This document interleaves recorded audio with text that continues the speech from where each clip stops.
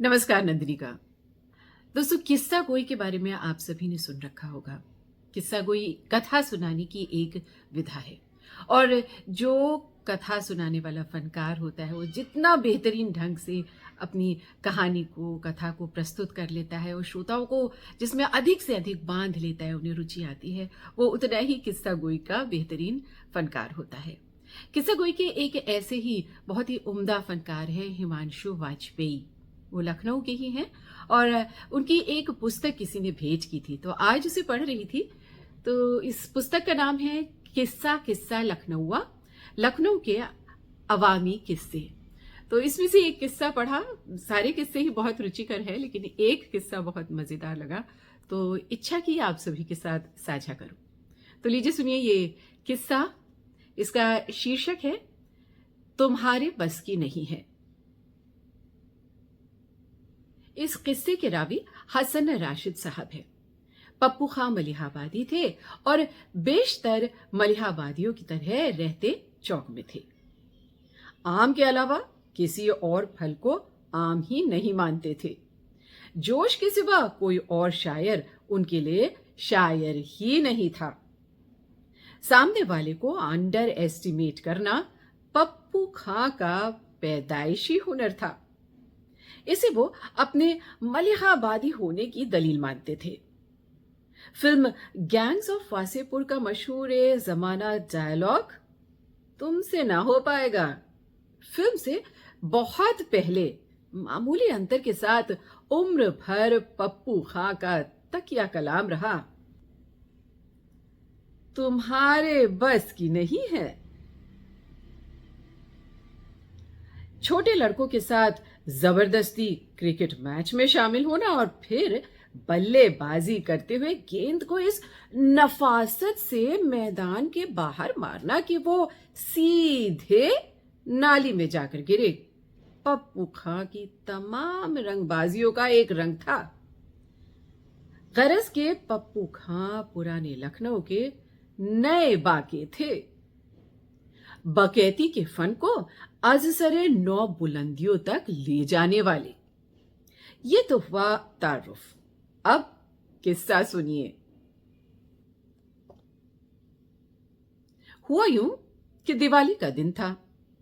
बच्चे गली में पटाखे या मलिहाबादी अंदाज में कहा जाए पड़ाके छुड़ा रहे थे। बाजार में एक नई तरह का रॉकेट आया था, 3 टांगों वाला। इसे छोड़ने के लिए बोतल की भी जरूरत नहीं थी। यह अपने आप 3 पैरों पर बिना किसी सहारे के खड़ा हो जाता था। आसमान में बहुत ऊपर जाकर जोरदार आवाज के साथ फटता था। एक बच्चा कहीं से ये वाला रॉकेट ले आया था। गली में हुल्लड़ मच गया। हर बच्चा यही कह रहा था, हम छुड़ाएंगे, हम छुड़ाएंगे। मगर एक मसला था। इस 3 टांग वाले रॉकेट की एक टांग फ्रैक्चर होकर झूल रही थी। शायद इसी वजह से इसके मालिक ने इसे फेंक दिया था और वहां से ये बच्चा इसे उठा लाया था, ये सोचकर के गली में कोई ना कोई जुगाड़ तो मिल ही जाएगा।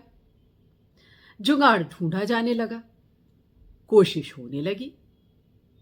इससे पहले कि बच्चे रॉकेट को खड़ा कर पाने में कामयाब हो पाते, पप्पू खां अपनी ट्रेडमार्क लुंगी पहने वहां प्रकट हो गए।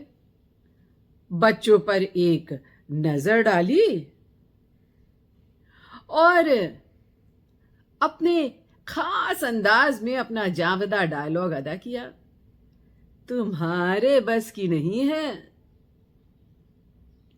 इसके बाद पप्पू खां ने बच्चों से रॉकेट छीन लिया और किसी जुगाड़ से उसकी झूलती हुई टांग को सीधा किया और पलीते में आग लगा दी। मगर हाय रे किस्मत, रॉकेट जो ही उड़ने को हुआ उसकी टूटी हुई टांग फिर से झूल गई और वो चला गया सीधा पप्पू खां की लुंगी में। अब रॉकेट की रंगबाजी से रंगबाज बने पप्पू खां चकर घिन्नी बने नाच रहे थे और बच्चे ताली बजा रहे थे। पप्पू खां की हालत खराब थी। रॉकेट फटा तो बकैती निकल जाएगी। अब बकौल हसन भाई पप्पू खां को 30 सेकंड की रॉकेट की उम्र हजरत नूर की उम्र से भी लंबी लग रही थी। रॉकेट था कि खत्म ही नहीं हो रहा था। दिल यूं कांप रहा था जैसे ज्वालामुखी फटने वाला है। मगर पप्पू खां की किस्मत उतनी भी बुरी नहीं थी। रॉकेट फटने से पहले ही धुआं हो गया और पप्पू खां की जान बची। बेचारे राहत की सांस लेते हुए बोले, हमारे बस की नहीं है। तो दोस्तों ये था बहुत ही प्यारा सा एक छोटा सा मज़ेदार किस्सा हिमांशु वाजपेयी साहब का लिखा हुआ, तुम्हारे बस की नहीं है। एक छोटा सा प्रयास था, आशा है आपको पसंद आया होगा। कैसा लगा कमेंट करके अवश्य बताइए और हमारे चैनल को लाइक, सब्सक्राइब और शेयर अवश्य कीजिए। नमस्कार नंदिनी का।